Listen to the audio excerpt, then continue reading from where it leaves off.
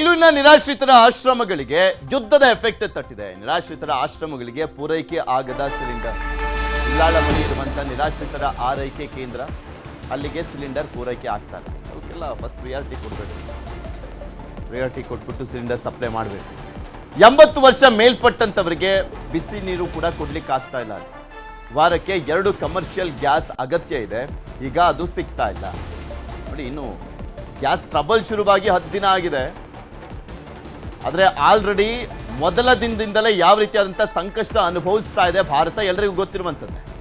ಅಂದರೆ first priority ಅಂತ ಇಟ್ಕೊಂಡಿದ್ದಂಥ ಈಗ ಆಸ್ಪತ್ರೆಗಳಾಗಿರ್ಬೋದು, ಎಮರ್ಜೆನ್ಸಿ ಅನ್ನುವಂಥದ್ದು ಯಾವುದಕ್ಕೆಲ್ಲ ನೀಡಿದೆ ಅಂಥದಕ್ಕೆ ಪೂರೈಕೆ ಮಾಡ್ತೀವಿ ಅಂತ ಹೇಳಿದರು. ಆಶ್ರಮಗಳಿಗೂ ಕೂಡ ಪೂರೈಕೆ ಮಾಡುವಂಥ ಕೆಲಸ ಆಗಬೇಕಾಗಿದೆ. ಗ್ಯಾಸ್ ಏಜೆನ್ಸಿ ಅವರಿಂದ ಗ್ಯಾಸ್ ಪೂರೈಕೆ ಆಗ್ತಾ ಇಲ್ಲ. ಈ ಆಶ್ರಮದಲ್ಲಿ 80 ಜನ ನಿರಾಶ್ರಿತರಿದ್ದಾರೆ. ನಿರಾಶ್ರಿತರಿಗೆ ಊಟ ಕೊಡಲಿಕ್ಕೆ ಆಗದಂಥ ಪರಿಸ್ಥಿತಿ ಇದೆ. ಗ್ಯಾಸ್ ಏಜೆನ್ಸಿ ಅವರಿಗೆ ಕರೆ ಮಾಡಿದರೆ ನೋ ರೆಸ್ಪಾನ್ಸ್, ಸ್ವಿಚ್ ಆಫ್ ಇದೆ, ನಾಟ್ ರೀಚಬಲ್ಲು, ಆನ್ಲೈನಲ್ಲೂ ಕೂಡ ಬುಕ್ ಆಗ್ತಾ ಇಲ್ಲ, ಸರ್ವರ್ ಡೌನ್. ಸಂಕಷ್ಟದಲ್ಲಿ ಉಳ್ಳಾಳದ ನಿರಾಶ್ರಿತರ ಆರೈಕೆ ಕೇಂದ್ರ ಸ್ಪಂದಿಸುವಂತೆ ಕೆಲಸ ಮಾಡಬೇಕಾಗಿದೆ. ಮೊನ್ನೆ ನಾವು ತೋರಿಸ್ತಾ ಇದ್ವಿ ದಾವಣಗೆರೆಯಲ್ಲೂ ಕೂಡ. ಅಲ್ಲಿನ ಜಿಲ್ಲಾಧಿಕಾರಿಗಳೇ ಸ್ವತಃ ಇನಿಷಿಯೇಟ್ ತಗೊಂಡು ಅಲ್ಲಿಗೆ ಸಿಲಿಂಡರ್ ಕಳಿಸ್ಕೊಡುವಂಥ ಕೆಲಸವನ್ನೇ ಮಾಡಿದರು. ಇದು ವೃದ್ಧಾಶ್ರಮ ಅದು. ಸೇಮ್ ಇದು ಕೂಡ ಅದೇ ಪರಿಸ್ಥಿತಿ. 80 ಜನ ಇದ್ದಾರೆ ಪಾಪ. ನಾವು ಸುಮಾರು 75 ಜನ ಇದ್ದೀವಿ. ಈ ನಡುವೆ ಒಂದು ಸುಮಾರು 10 ಡೇಸಿಂದ ನಮಗೆ ಗ್ಯಾಸ್ದು ಭಾಳ ಸಮಸ್ಯೆ ಆಗಿಬಿಟ್ಟಿದೆ. ನಮಗೆ ಗ್ಯಾಸು ಸಿಗ್ತಾ ಇಲ್ಲ.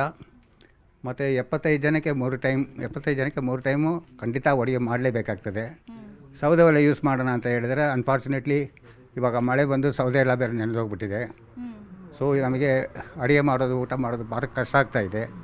ಸೊ ಇದನ್ನು ನಾನು ಏನಕ್ಕೆ ಹೇಳ್ತಾ ಇದ್ದೀನಿ ಅಂದರೆ, ಇದು ಎಲ್ಲರಿಗೂ ತಿಳಿಸಿದ್ದನ್ನು, ಮತ್ತು ನಮಗೆ ಗ್ಯಾಸ್ ಸಹಾಯ ಸ್ವಲ್ಪ ಮಾಡಿ ಅಂತ ದಯವಿಟ್ಟು ಕೇಳ್ಕೊಳ್ತೀನಿ.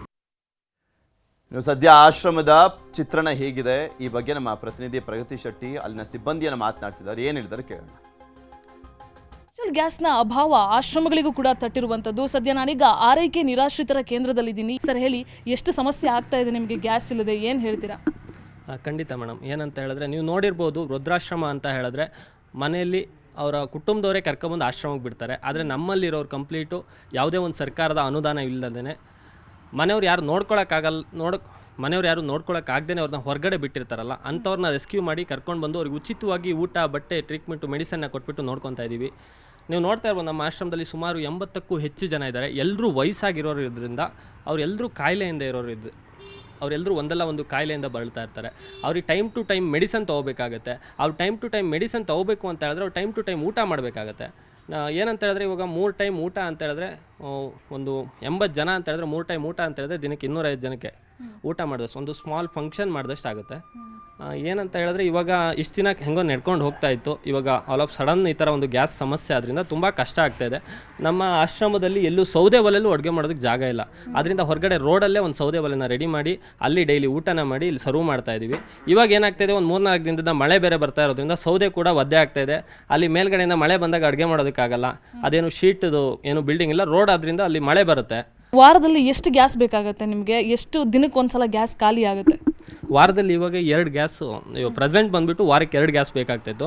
ನಮ್ಮ ಆಶ್ರಮಕ್ಕೆ ರೆಗ್ಯುಲರ್ಲಿ ಒಬ್ಬರು ಗ್ಯಾಸ್ ಸಪ್ಲೈನ ಮಾಡ್ತಾಯಿದ್ರು. ಅವ್ರಿಗೆ ಈ ಥರ ಸಮಸ್ಯೆ ಆದಮೇಲೆ ಕಾಲ್ ಮಾಡ್ತಾಯಿದ್ದೀವಿ. ಅವ್ರ ಕಾಲ್ಗೂ ರೆಸ್ಪಾನ್ಸ್ ಮಾಡ್ತಾ ಇಲ್ಲ.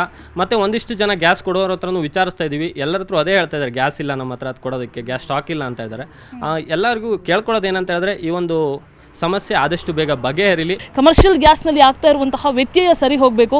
ಅದು ಯಾವಾಗ ಸರಿ ಹೋಗುತ್ತೋ ಆಗ ಇವರಿಗೆ ಗ್ಯಾಸ್ ಸಪ್ಲೈ ಆಗುತ್ತೆ. ಅದಕ್ಕೂ ಮುಂಚೆ ಯಾರಾದರೂ ಇವರಿಗೆ ದೊಡ್ಡ ಮನಸ್ಸಿನಿಂದ ಗ್ಯಾಸ್ ಸಪ್ಲೈ ಮಾಡ್ತಾರಾ ಇಲ್ವಾ ಅನ್ನೋದನ್ನ ಕಾದು ನೋಡಬೇಕಾಗಿದೆ. ವಿಡಿಯೋ ಜರ್ನಲಿಸ್ಟ್ ಎಡ್ವಿನ್ ಜೊತೆ ಪ್ರಗತಿ ಶೆಟ್ಟಿ, ನ್ಯೂಸ್ 18 ಬೆಂಗಳೂರು. ಪ್ಲಾಸ್ಟಿಕ್ ಕೈಗಾರಿಕೆಗಳ ಮೇಲೆ ಯುದ್ಧದ ಎಫೆಕ್ಟ್ ಆಗ್ತಿದೆ. ಕಮರ್ಷಿಯಲ್ ಸಿಲಿಂಡರ್ಗಳ ಪೂರೈಕೆ ಕೊರತೆ ಹಿನ್ನೆಲೆಯಲ್ಲಿ ಸಾಕಷ್ಟು ಪರಿಣಾಮ ಬೀರ್ತಾ ಇರುವಂಥದ್ದು. ಕೋಲಾರದಲ್ಲಿ ಪ್ಲಾಸ್ಟಿಕ್ ಕೈಗಾರಿಕೆಗಳಿಗೆ ಸಂಕಷ್ಟ ಎದುರಾಗಿದೆ. ಸಾಕಷ್ಟು ಕೈಗಾರಿಕೆಗಳು ಬಂದ್ ಆಗ್ತದವೆ.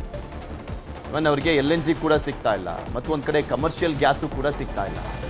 ಎಲ್ಲದರಿಂದ ಸಂಕಷ್ಟ ಅನುಭವಿಸ್ತಾ ಇದ್ದಾರೆ. ಟಮಕ ಕೈಗಾರಿಕಾ ಪ್ರದೇಶದಲ್ಲಿರುವಂಥ ಸಣ್ಣ ಕೈಗಾರಿಕೆಗಳು, ವಾಟರ್ ಟ್ಯಾಂಕ್ ನಿರ್ಮಾಣ ಮಾಡ್ತಾ ಇದ್ದಂಥ ಫ್ಯಾಕ್ಟರಿಗಳು ಬಂದ್ ಆಗಿದ್ದಾವೆ.